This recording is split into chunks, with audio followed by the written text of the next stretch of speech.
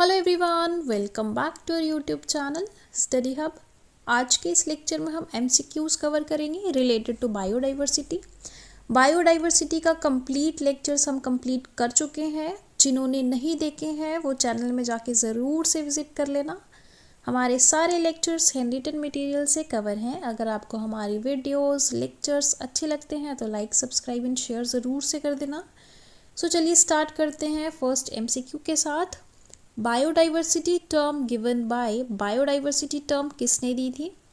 E.O. Wilson ने, Thompson E. Lovejoy ने, Walter जी रोसन या फिर विटेकर ने। सो बायोडाइवर्सिटी टर्म जो है वो वॉल्टर जी रोसन ने दी थी। ठीक है।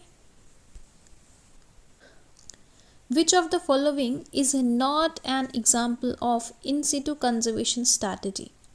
कौन सी ऐसी एग्जाम्पल है जो इन सीटू नहीं है? इन सीटू कौन सी होती है? जो नेचुरल होती है ना, जो नेचुरल होती है। और हमने नेचुरल कौन सी नहीं है वो ढूंढना है। बायोस्फीयर रिजर्व नेचुरल होते हैं, नेशनल पार्क नेचुरल होते हैं। सो इसका करेक्ट ऑप्शन रहेगा बी, बोटैनिकल गार्डन। देखो हमने IUCN जो है बहुत अच्छी तरीके से पढ़ा था। किसमें होता है ये? रेड डाटा बुक में इनकी स्पीशीज़ की डिफ्रेंसिएशन की जाती है। किसमें? रेड डाटा बुक, है ना, इसमें की जाती है ना। और डिफरेंट डिफरेंट कैटेगरीज होती हैं इसकी, वो देख लेते हैं। इनमें से कौन सी नहीं है वो दिखानी है हमें।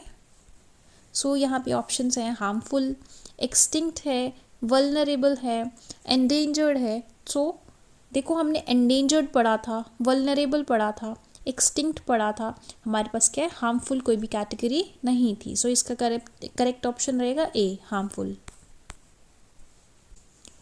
विच of the following is established for documenting rare? It's rare. ठीक है। Rare and endangered species of animals and plants. Blue data book, red data book, green data book, none of the book. मैंने अभी 2 minute पहले आपको बताया red data book, यहाँ पे classification की जाती है। उसके बाद है हमारे पास dash occurs when the death of the last individual in a species occur. जब लास्ट इंडिविजुअल रिमेनिंग जो होता है उसकी भी डेथ हो जाती है, तब कौन सा स्पीशीज होता है उसको हम क्या बोलते हैं? एडाप्टेशन बोलेंगे, एक्सटिंक्शन बोलेंगे, फाइलोजेनिक डाइवर्सिटी बोलेंगे, स्पीशीएशन बोलेंगे, क्या बोलेंगे हम उसको? तो इसका करेक्ट ऑप्शन रहेगा एक्सटिंक्शन। जब एक लास्ट इंडिविजुअल होगा वो मर जाएगा, उसके बाद वो स्पीशी क्या हो जाएगी? एक्सटिंक्ट हो जाएगी। क्या हो जाएगी? Extinct. The main difference between 6 extinction and 5th previous 5 extinction, उसको हम क्या बोलेंगे? Mainly occurring on island, mainly affecting plants, is happening at faster rate, does not involve human activities. हमने एक्सटिंक्शन बहुत अच्छे तरीके से पढ़ा था। 6th एक्सटिंक्शन जो थी हमारे पास और 5th जो पहली 5 थी, उनके बीच में मेन डिफरेंस क्या था? उनके बीच में क्या डिफरेंस था कि वो बहुत ही फास्टर रेट पे हो रही हैं। प्रीवियस 5 जो हमने पढ़ी थी उनको बहुत टाइम लगा था, मिलियंस ऑफ ईयर्स लगे थे। बट जो 6th एक्सटिंक्शन है बहुत ही फास्टर रेट पे हो रही है ना। उसके बाद है हमारे पास International Organization IUCN is the abbreviation of, ये कट कर लेना, ये ऑप्शन ही है यहाँ पे। Internal union council for natural gas, international union council for nature, international union for conservation of nature, internal United council of Nations. इसमें से कौन सा ऐसा ऑप्शन है जो IUCN की एब्रीविएशन है? सो इसका करेक्ट ऑप्शन रहेगा C part, international union for conservation of nature. ठीक है। उसके बाद नेक्स्ट चलते हैं। Major causes of extinction of different species includes. देखो एक्सटिंक्शन की बात की गई है कि एक्सटिंक्ट किस वजह से, स्पीशी किस वजह से एक्सटिंक्ट होता है? हैबिटेट लॉस, ओवर हंटिंग की वजह से, क्लाइमेट चेंज इन पॉपुलेशन की वजह से, डिफॉरेस्टेशन की वजह से, या फिर इन सब की वजह से। सो इन सब की वजह से जो है एक्सटिंक्शन होती है। उसके बाद है हमारे पास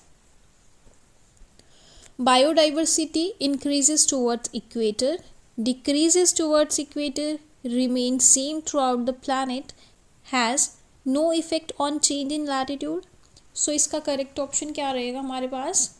option A, increase towards the equator. Equator and poles हमने बहुत अच्छे तरीके से पढ़ा था। इस तरीके से ग्लोब होता है। लैटिट्यूडनल जो लाइंस होती हैं इनको हम क्या बोलते हैं? लैटिट्यूड्स। और जो सेंटर मिड में कट करती है ग्लोब को उसको हम इक्वेटर बोलेंगे।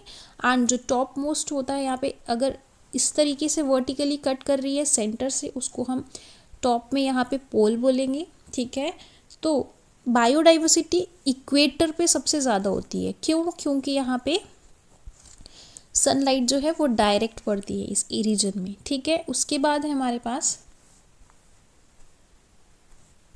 डोडो is an endangered, rare, extinct या फिर क्रिटिकली एंडेंजर्ड। डोडो एक स्पीशी है, उसकी कैटेगरी बतानी है कि ये कौन सी स्पीशी है, कौन सी कैटेगरी के अंडर फॉल करती है। सो इसका ऑप्शन रहेगा सी पार्ट, एक्सटिंक्ट। सो ये जो एनिमल जो स्पीशी है ये एक्सटिंक्ट हो चुकी है। उसके बाद है हमारे पास how many biogeographical zones does India have. India के पास कितने बायोजोग्राफिक जोन्स हैं? 5, 6, 8 या फिर 10। सो इसका करेक्ट ऑप्शन क्या रहेगा? Option D, 10। हमारे पास 10 बायोजोग्राफिक जोन्स हैं। हमने क्या क्या पढ़ा था? इंडिया में कितने रियलम्स हैं? 2 रियलम्स हैं, है ना। उसके बाद हमने पढ़ा था 5 बायोम्स हैं। उसके बाद हमने पढ़ा था 10 बायोजोग्राफिकल जोन्स हैं एंड 25 बायोजोग्राफिकल प्रोविंसेस हैं, है ना। ऐसा कुछ पढ़ा था हमने। जिन्होंने लेक्चर्स नहीं अटेंड किए हैं डिस्क्रिप्शन बॉक्स में लिंक प्रोवाइडेड है, आप वहाँ जाके देख सकते हैं। सो चलिए नेक्स्ट देखते हैं। Dash is defined as an ecological state of a species being unique to the specific geographic location. एक स्पीशी एक ऐसी इकोलॉजिकल स्टेट स्पीशीज़ की जहाँ पे वो पर्टिकुलर एक यूनिक जोग्राफिकल लोकेशन में ही होते हैं, एक पर्टिकुलर रीजन में ही कन्फाइंड होते हैं, उनको कौन से स्पीशीज़ बोलते हैं? Exotic species, endemic species, ecosystem बोलेंगे या फिर ऑल ऑफ द अबव। तो उनको हम क्या बोलेंगे? Endemic species. Option B is correct. ठीक है, उसके बाद है हमारे पास, इसको थोड़ा सा करेक्ट कर लीजिएगा, इट इज़ मैब। ठीक है, मैब programme stands for man and biotechnology, material and biology, man and biology या फिर मैन एंड बायोस्फीयर। सो इसका करेक्ट ऑप्शन रहेगा man and biosphere. Option D is correct. उसके बाद नेक्स्ट चलते हैं। IUCN headquarter is eight, IUCN का हेडक्वार्टर कहाँ पे है? मॉर्गीज स्विट्ज़रलैंड में, पेरिस फ्रांस में, वियना ऑस्ट्रेलिया में, न्यूयॉर्क USA में। सो IUCN का हेडक्वार्टर कहाँ है? मॉर्गीज स्विट्ज़रलैंड में। ठीक है, उसके बाद हमारे पास IUCN is also called as, IUCN को और हम क्या बोलते हैं? मैन एंड बायोस्फीयर प्रोग्राम बोलेंगे, वर्ल्ड कंजर्वेशन यूनियन बोलेंगे, वर्ल्ड कंजर्वेशन कंसोर्टियम बोलेंगे, वर्ल्ड वाइड कंजर्वेशन यूनियन बोलेंगे। सो IUCN को हम और क्या बोलते हैं? World conservation union. Option B is correct one. ठीक है, option B is correct one, world conservation union. सो आज के MCQ इतने ही रखते हैं। नेक्स्ट लेक्चर में हम नेक्स्ट 15 MCQ कवर कराएंगे। आई होप कि यहाँ तक आपने अच्छा स्कोर किया होगा। अगर आपको हमारी वीडियोस अच्छी लग रही हैं तो लाइक, सब्सक्राइब एंड शेयर ज़रूर से कर दीजिएगा। सो मिलते हैं नेक्स्ट 15 MCQs के साथ। Till then bye bye, take care.